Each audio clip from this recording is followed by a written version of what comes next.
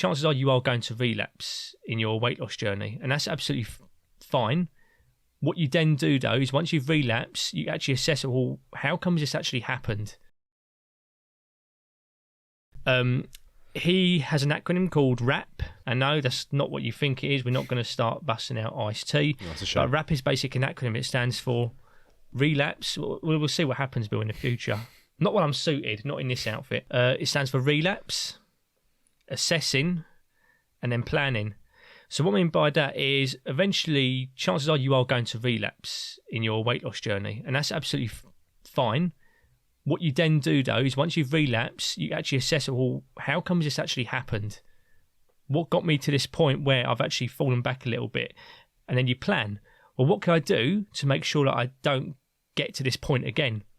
Or perhaps I can have a plan so that I can actually preempt when I'm about to relapse and actually prevent the relapse from happening in the first place.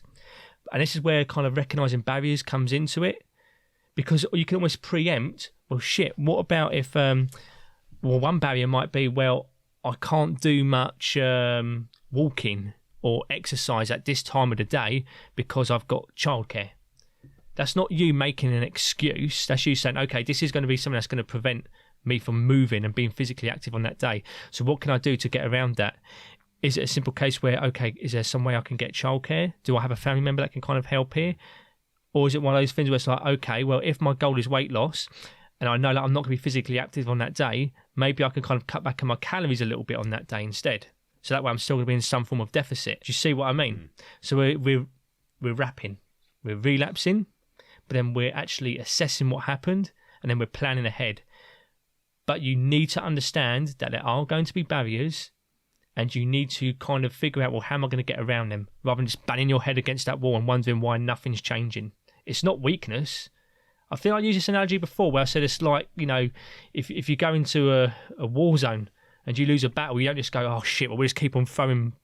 It's not the fucking First World War. We just keep on throwing blokes over the trench and hoping for the best. We just stop and go, why is this not working?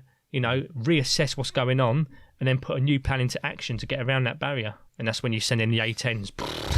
The A10s. Bill, if you're expecting promises for someone that... Look, I currently look like a drunk, failed lawyer. Yeah, you do. I started off looking so smart, and now look at me. Fucking state of you. It does look like I've lost a big case.